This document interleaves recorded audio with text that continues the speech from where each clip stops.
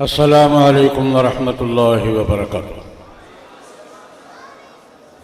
الحمدللہ رب العالمین والصلاة والسلام علی سید الرسل وخاتم النبیین وعلی آلہ واصحابہ واتباعہ اجمعین، اما بعد۔ میرے لیے یہ سعادت کی بات ہے کہ جامعہ دارالارشاد والاحسان میں جو ہمارے محترم بزرگ میرے بڑے بھائی حضرت مولانا محمد اشرف حمدانی قدس اللہ سرہ العزیز کا گلشن ہے، ان کا باغ ہے، اور مجھے یہاں حاضری کا اور آپ حضرات کے ساتھ ملاقات کا شرف مل رہا ہے۔ حضرت مولانا حمدانی رحمۃ اللہ علیہ کے ساتھ ہمارا گجرانوالے کا دور بڑا یادگار دور ہے۔ ہم ایک سال ہر سال تک اکٹھے جماعتی مسلکی تحریکی کام میں شریک رہے ہیں۔ اللہ پاک ان کے درجات جنت میں بلند سے بلند تر فرمائے، اور ان کے لگائے ہوئے جتنے بھی گلشن ہیں اللہ پاک ان کو آداب شاداب و آباد رکھے۔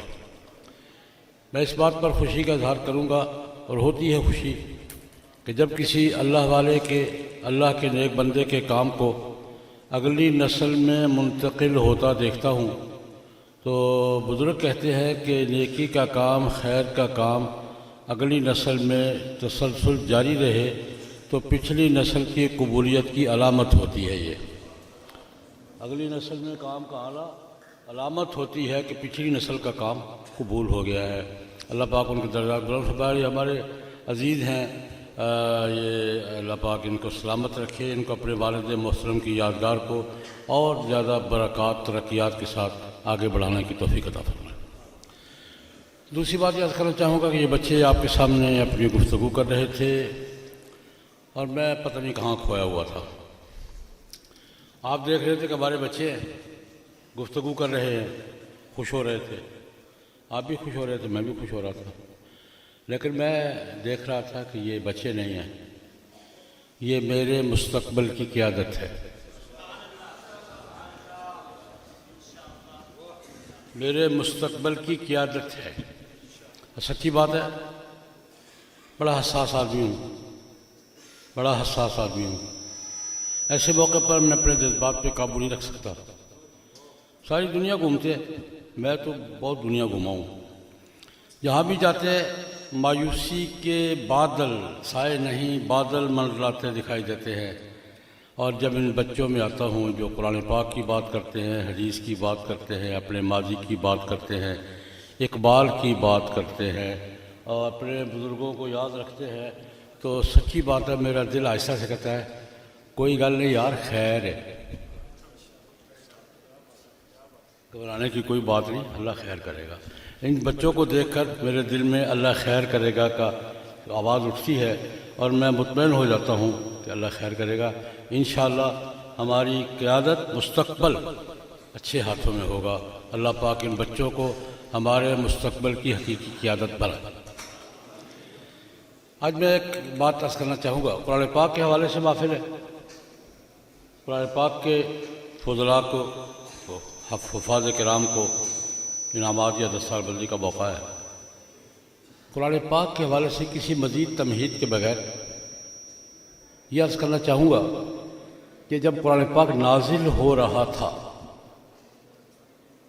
مکہ مکرمہ کے 13 سال سامنے لے آئے، تو جناب نبی کریم صلی اللہ علیہ وسلم سے آپ کے مخالفین نے قرآن پاک کے بارے میں کچھ تقاضے کیے تھے، یوں کر لے تو مان لیں گے، یوں کر لے تو مان لیں گے، ایسا کر لے تو مان لیں گے، کچھ تقاضے کیے تھے جن کا ذکر قرآن پاک میں بھی ہے، جن کا ذکر احادیث میں بھی ہے، جن کا ذکر تاریخ میں بھی ہے۔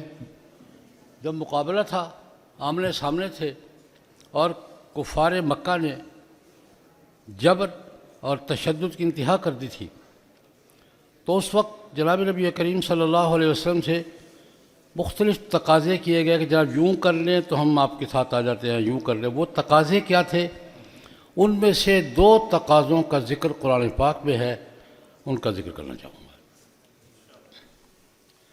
سیرت کی کوئی کتاب پڑھ لیں، آپ کو ایک واقعہ ملے گا کہ جناب ابو طالب زندہ تھے، ان کی وفات سے کچھ عرصہ پہلے حضور کے چچا تھے، اور چچا ہونے کے ناطے سے حضور کے بہت بڑے پشت پناہ تھے، اس میں کوئی شک نہیں ہے۔ کوئی چچا شاید کسی بھتیجے کی پشت پر اتنی مضبوطی سے کھڑا ہو جتنا یہ چچا کھڑا تھا۔ چچا نہیں، دونوں چچے کھڑے تھے، عباس بھی کھڑے تھے، ابو طالب بھی کھڑے تھے۔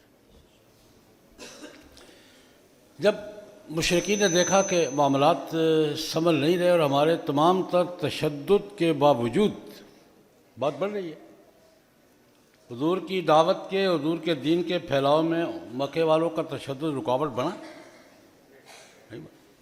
تو بالآخر انہوں نے ایک فیصلہ کیا مکے کے سرداروں نے کہ بابا جی جب تک ہیں جناب ابو طالب، شاید ہماری کوئی آپس میں مصالحت ہو جائے، بابا جی فوت ہو گئے تو مصالحت کا امکان بھی بند ہو جائے گا۔ ایک بہت بڑی معاشرتی حقیقت تھی، سماجی بات تھی کہ بابا ہے تو ہم کوئی بات کر سکتے ہیں، بابا چلا گیا تو پیچھے ہم بات کرنے کی پوزیشن میں بھی نہیں ہوں گے۔ کہ جناب ابو طالب کے پاس ایک وفد گیا قریش کے سرداروں کا، سیرت نگار لکھتے ہیں کہ 70 سرداروں کا وفد جناب ابو طالب کے پاس گیا، چنا ہوا جرگہ تھا۔ انہوں نے کہا جناب اپنے بھتیجے سے ہماری بات کروا دو، ہم بات کرنا، اس سے بات کرنا چاہتے ہیں، گفتگو کرنا چاہتے ہیں۔ چچا نے بلا لیا جناب نبی کریم صلی اللہ علیہ وسلم سے کہ آپ کی قوم کے چونکہ چچا ہے، آپ کا کوئی تایا ہے، کوئی بزرگ ہے، کوئی یہ ہے، یا آپ سے بات کرنا چاہتے ہیں۔ انہوں نے کہا میں ٹھیک ہے کرتا ہوں۔ انہوں نے دو تقاضے رکھے حضور کے سامنے۔ جناب ٹھیک ہے، آپ ہمارے بتوں کی مخالفت کرتے ہیں، ایک خدا کی بات کرتے ہیں، نماز پڑھتے ہیں، آپ کے ساتھی ہیں، بڑھتے جا رہے ہیں، ہم رکاوٹ نہیں پیدا کر سکے۔ ہم آپ سے یہ طے کرنے آئے ہیں کہ ہم مخالفت چھوڑ دیتے ہیں، ہم آپ کو حرم سے روکتے یا نہیں روکیں گے، نماز نہیں پڑھنے دیتے پڑھنے دیں گے، آپ کو تبلیغ نہیں کرنے دیتے کرنے دیں گے، دو باتیں ہماری مان لیں۔ ایک بات یہ کہ اپنے اللہ کی بات کریں، ہمارے بتوں کو کچھ نہ کہیں، اللہ کی بات کریں، ہم آپ کے ساتھ ہیں۔ یہ کہیں کہ اللہ سب کچھ کرتا ہے، یہ نہ کہیں کہ عزا اور لات اور منات کچھ نہیں کرتے۔ پازیٹیو بات کریں، نیگیٹو بات نہ کریں۔ کیا مطالبہ تھا؟ پازیٹیو بات کریں، نیگیٹو نہ کریں۔ آپ اللہ کی تعریف کریں، ہم ساتھ ہیں، ہمارے بتوں کو کچھ نہ کہیں، یہ ہمیں تکلیف نیگیٹو بات دوسروں کو تکلیف دیتی ہے، اس لیے آپ پازیٹیو بات کریں، نیگیٹو نہ کریں، ہم آپ کے ساتھ ہیں۔ ایک مطالبہ یہ۔ دوسرا تقاضا یہ تھا کہ ہم آپ کی مخالفت چھوڑ دیتے ہیں، ہم بالکل نہیں کریں گے، آپ کے ساتھ ملیں گے، ہم آپ کے ساتھ حرم میں آپ نماز پڑھیں، آپ کی نماز میں شریک ہوا کریں گے، کبھی کبھی آپ بھی تشریف لے آیا کریں، کبھی کبھی آپ بھی، تو باری باری ہوتی ہے نا، کبھی ہم آئیں گے آپ کے پاس نماز پڑھنے کے لیے، کبھی آپ تشریف لائیں، یہ لات کا طواف ہے، یہ بت کا، یہ فلاں کا طواف، کبھی آپ بھی لایا کریں۔ آج کی اصطلاح میں یہ دعوت تھی اتحاد بین المذاہب کی۔ یہ کیا تھی؟ آج کی اصطلاح میں بات کریں تو کس بات کی تھی؟ دونوں مذہب اکٹھے ہو جائیں یار، ایک دوسرے کے خلاف باتیں نہ کریں، اکٹھے ہو کے کام کریں۔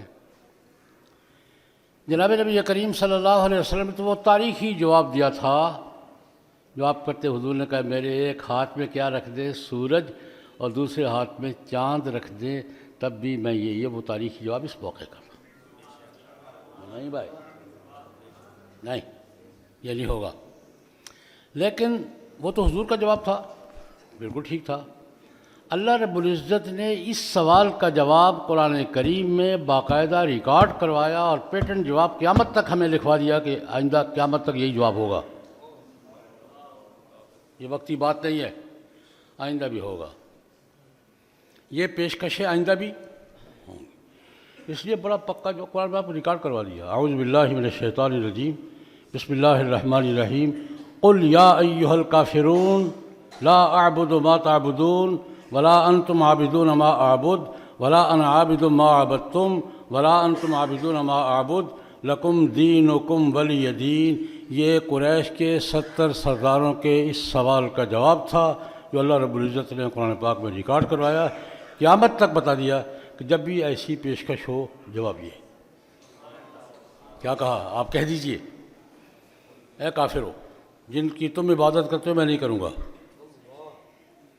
اور جن کی میں عبادت کرتا ہوں تم سے ہوگی ہی نہیں،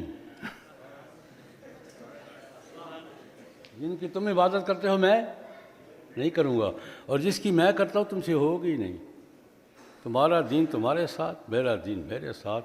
اس کا سادہ ترجمہ کرتا ہوں، کوئی بارگیننگ نہیں ہوئی، کوئی سودے بازی نہیں، عقیدے کے مسئلے پر، ایمان کے مسئلے پر، توحید کے مسئلے پر کوئی بارگیننگ نہیں، کوئی سودے بازی۔ ایک تو سوال، آج بھی یہ سوال ہے، میں تفصیل میں نہیں جاتا، آج بھی یہ سوال ہے، یار پازیٹیو بات کیا کرو، نیگیٹو نہ کیا کرو، اور عالمی سطح پر اس پر بین الاقوامی کانفرنسیں ہوتی ہیں، تقاضے ہوتے ہیں، بھائی دوسروں کے بارے میں کچھ نہ کہو، کسی دوسرے مذہب کے بارے میں کچھ نہ کہو۔ تو میں یہ بچوں کو سبق ذہن نشین کروانا چاہ رہا ہوں کہ کل بھی ہمارا جواب یہی تھا، آج بھی ہمارا جواب یہی ہے، اور قیامت تک ہمارا جواب یہی رہے گا کہ توحید پر، عقیدے پر، ایمان پر کوئی سودے بازی نہیں، کوئی بارگیننگ نہیں۔ ایک دوسرا مطالبہ بھی قرآن پاک کا اللہ قرآن پاک میں ہی ذکر کیا ہے، اعوذ باللہ من الشیطان الرجیم، وَإِذَا تُتْلَىٰ عَلَيْهِمْ آيَاتُنَا بَيِّنَاتٍ قَالَ الَّذِينَ لَا يَرْجُونَ لِقَاءَنَا ائْتِ بِقُرْآنٍ غَيْرِ هَٰذَا أَوْ بَدِّلْهُ۔ جو قرآن پاک کی یاد ہے نا، میں نے اپنی طرف سے نہیں پیش کر دی، وَإِذَا تُتْلَىٰ عَلَيْهِمْ آيَاتُنَا بَيِّنَاتٍ قَالَ الَّذِينَ لَا يَرْجُونَ لِقَاءَنَا ائْتِ بِقُرْآنٍ غَيْرِ هَٰذَا أَوْ بَدِّلْهُ۔ جب ان پر قرآن پاک پڑھا جاتا ہے، قرآن پاک کی آیات واضح سنائی جاتی ہیں، تو وہ لوگ لا یرجون لقاءنا، جو نان بلیورز ہیں، جن کا آخرت پر یقین نہیں ہے، لا یرجون لقاءنا، نان بلیورز جن کا آخرت پر یقین نہیں ہے، وہ یہ کہتے ہیں جناب، دو جملے ہیں، دو مطالبے ہیں، ایت بقرآن غیر ھذا، اس قرآن کے علاوہ دوسرا قرآن لے آئے، اور اگر یہی رکھنا ہے او بدل ہو، اس میں کچھ ترامیم کرنے، رد و بدل کرنے، تو ہم ایمان لیں گے، یا قرآن بدل دیں۔ ایت بقرآن غیر ھذا کا مطلب کیا ہے؟ قرآن بدل دیں، او بدل ہو، یا اس میں ہماری مرضی کی ترامیم کر دیں، کچھ باتیں ہیں وہ تبدیل کر دیں آپ۔ یہ مطالبہ آج بھی ہے،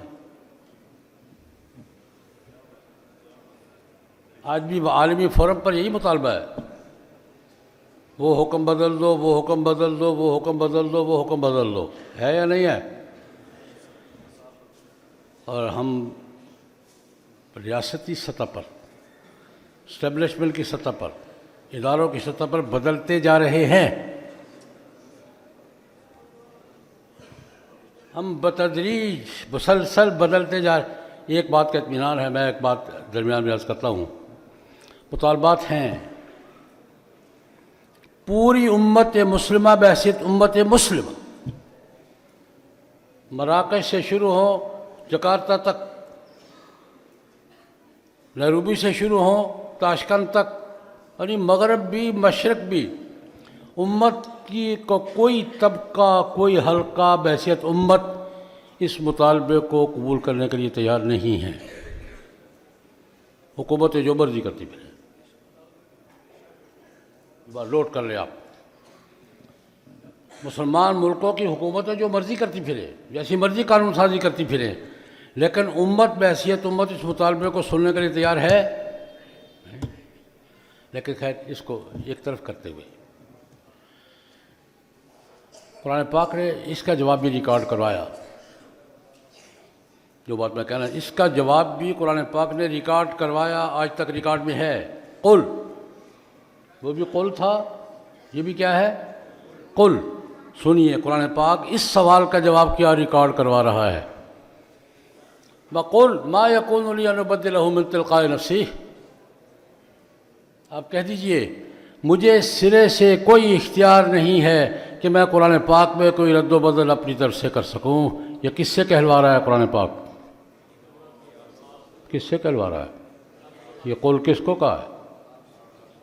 قل ما یکون لی ان ابدلہ من تلقاء نفسی، مجھے سرے سے کوئی اتھارٹی نہیں ہے، کوئی اختیار نہیں ہے اس میں رد و بدل اپنی طرف سے، اللہ کر دے تو کر دے، لیکن من تلقاء نفسی اپنی طرف سے قرآن پاک میں کوئی رد و بدل کر سکوں، مجھے سرے سے کوئی اختیار نہیں، میرے پاس اتھارٹی نہیں ہے۔ ایک اگلی بات، ان اتبع الا ما یوحی الی، میں صرف وحی کا پابند ہوں اور کوئی بات نہیں سنوں گا۔ یہ جواب ہے، ان اتبع الا ما یوحی الی، صرف وحی کا پابند ہوں اور کسی بات کی مجھے کوئی ضرورت نہیں ہے۔ دو، تیسرا جملہ، قل کہہ دیجئے انی اخاف ان عصیت ربی عذاب یوم عظیم، میں سچی بات کرتا ہوں قرآن پاک کے بعض آیات کا ترجمہ کرتے ہوئے ڈر لگتا ہے۔ اللہ پاک رسول اللہ سے کہلوا رہے ہیں، آپ کہیے مجھے ڈر لگتا ہے کہ اگر یہ گڑبڑ میں نے کر دی قیامت کے دن عذاب میں پھنس جاؤں گا۔ انی اخاف ان عصیت ربی عذاب یوم عظیم، کس سے کہلوا رہا ہے؟ اور اگلی بات، اگلا جملہ بھی ہے، قل لو شاء اللہ ما تلوتہ علیکم ولا ادراکم بہ، یہ تو ہو سکتا تھا کہ اللہ پاک مجھے یہ تم پر تلاوت کرنے کے لیے نہ کہتا، میں تلاوت نہ کرتا، یہ تو ہو سکتا ہے، قرآن پڑھ کے نہ سناتا، یہ تو ہو سکتا ہے، ولا ادراکم بہ، اللہ بھی تمہیں قرآن پاک نہ دیتا، یہ تو ہو سکتا ہے، لیکن قرآن پاک میں کوئی رد و بدل ہو یہ ممکن نہیں ہے۔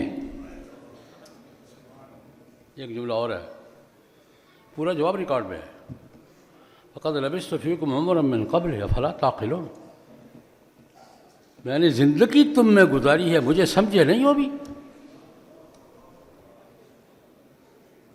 مطالبہ کیا ہے؟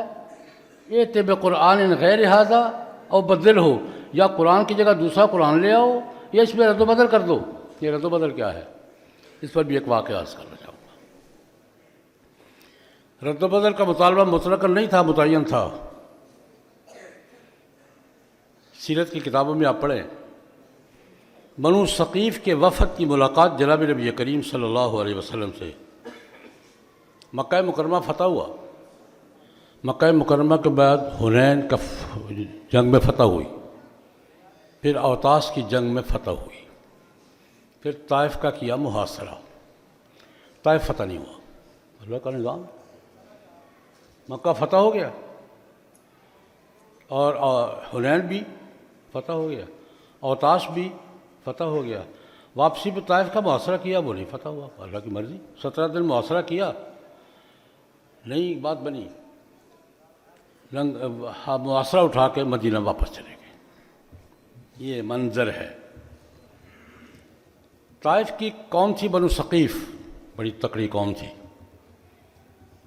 مکے میں قریش تھے، طائف میں کون تھے؟ بنو ثقیف۔ انہوں نے یہ دیکھ لیا کہ یار مکے والے بھی مسلمان ہو گئے ہیں، حنین والے بھی ہو گئے ہیں، اوطاس والے بھی ہو گئے ہیں، چاروں طرف مسلمان ہو گئے ہیں، ہمیں کلمہ تو پڑھنا ہے، چلو ہم فتح نہیں ہوئے، کلمہ تو پڑھنا ہی ہے نا۔ اب بنو ثقیف کا وفد، سرداروں کا وفد، ابن عبد یالیل بھی ہے اس میں، مدینہ منورہ گیا جناب نبی کریم صلی اللہ علیہ وسلم کی خدمت میں، جناب ہم کلمہ پڑھنے آئے ہیں،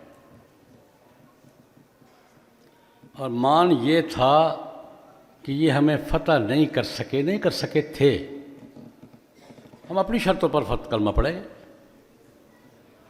ذرا توجہ سے بات فرمائیں، پیچھے گھمنڈ کیا تھا کہ یہ ہمیں فتح نہیں کر سکے، ہم آئے ہیں نا، کلمہ ہم پڑھنے آئے ہیں، تو کلمہ ہم اپنی شرطوں پہ پڑھیں گے۔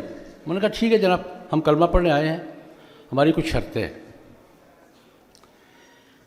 میں پھر دوبارہ دعوت دوں گا، سیرت کی کوئی کتاب متوسط درجے کی، اس پہ عنوان بتا، بنو ثقیف کی رسول اللہ سے ملاقات، پڑھ لیں آپ، ان کا جناب کچھ شرطیں ہیں ہماری. کیا؟ پہلی شرط یہ ہے آپ نے مکہ فتح کرنے کے بعد سارے جزیرہ عرب کے بت توڑنے شروع کر دیے ہیں. ٹھیک ہے توڑیں, ہمارا بت نہیں ٹوٹے گا. ان کا بت کون سا تھا؟ لات. افرأیتم اللات والعزیٰ. ہم عبادت نہیں کریں گے لیکن ہماری ثقافتی یادگار ہے, توڑنے نہیں دیں گے.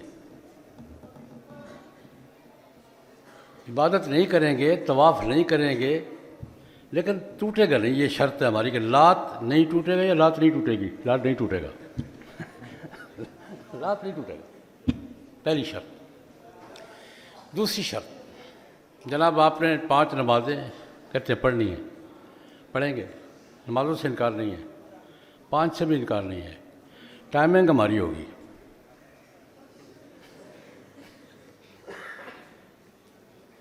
ٹائمنگ ہم اپنی مرضی سے سیٹ کریں گے. کاروبار بھی کرنا ہے, مارکیٹ بھی کھولنی ہے, بزنس پہ جانا ہے اور ملازمت پہ جانا ہے. ٹائمنگ ہماری ہوگی. پڑھیں گے نمازیں پورے پڑھیں گے, 5 پڑھیں گے, ٹائمنگ ہماری ہوگی.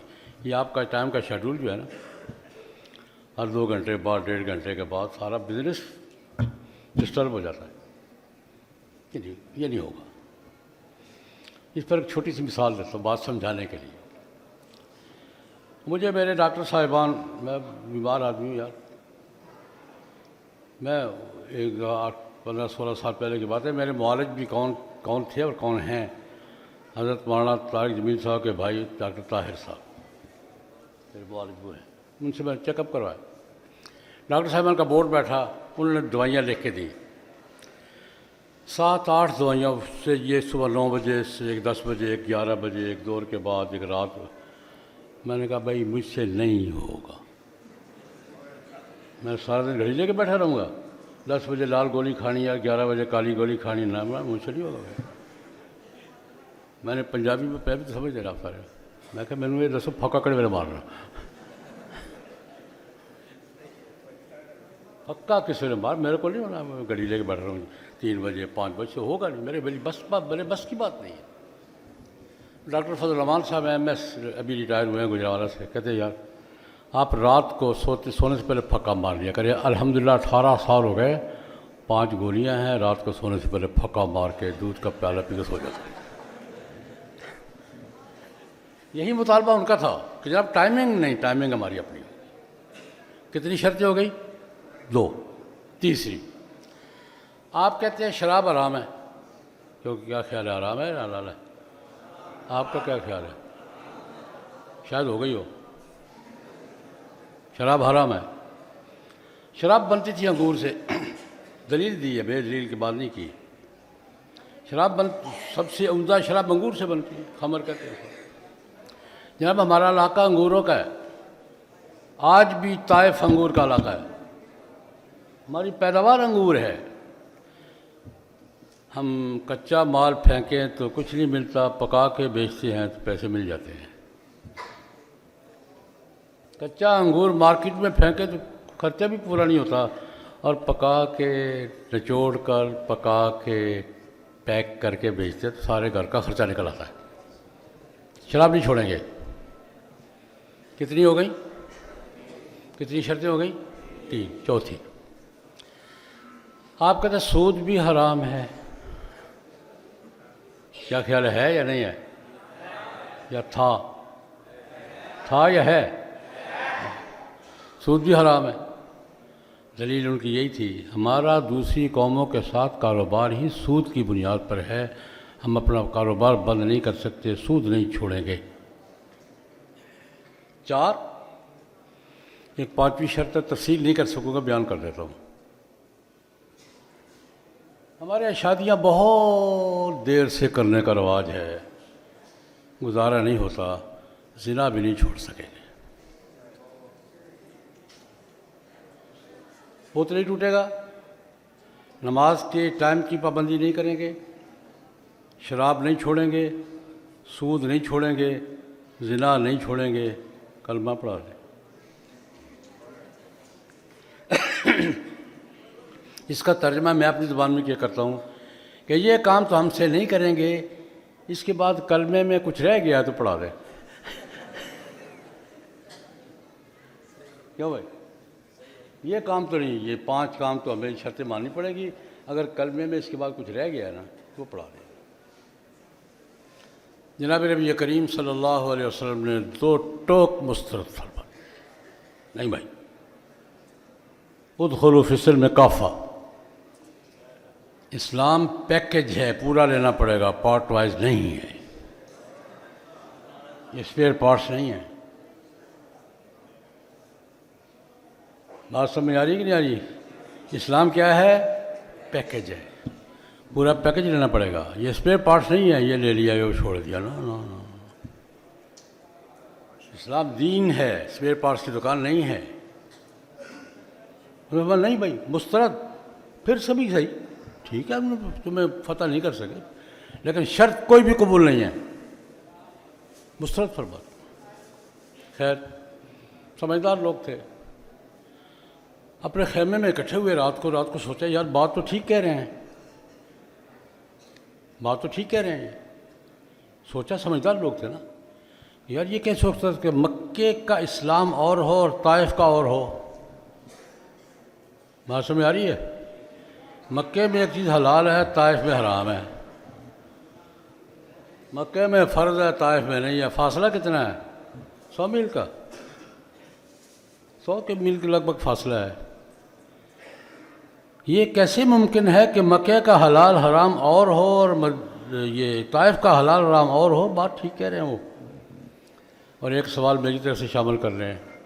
خدا نخواستہ اگر مکے کا اور طائف کا اسلام مختلف ہو جاتا تو فیصلہ بات کا تو بالکل ہی مختلف ہوتا. اور لاہور کا، ہمارے گجرانوالے کا، میں گجرانوالے کا ہوں، گجرانوالے کا وہی ہوتا پھر جو مکے میں ہے. حضور مشورہ کیا، آپس میں مشورہ کر کے طے کیا کہ نہیں یار وہ بات ان کی ٹھیک ہے. صبح آئے، شرطیں واپس، کلمہ پڑھائیے. بس آخری بات عرض کرنے لگا ہوں. بنو ثقیف کے سرداروں کو یہ بات سمجھنے میں کہ اسلام قبول کرنا پارٹ وائز نہیں ہے، پیکج کے طور پہ مکمل قبول کرنا ہوگا، یہ بات رات کے اندھیرے میں سمجھ میں آ گئی تھی. ہمیں 75 سال سے دن کی روشنی میں بھی سمجھ میں نہیں آ رہی.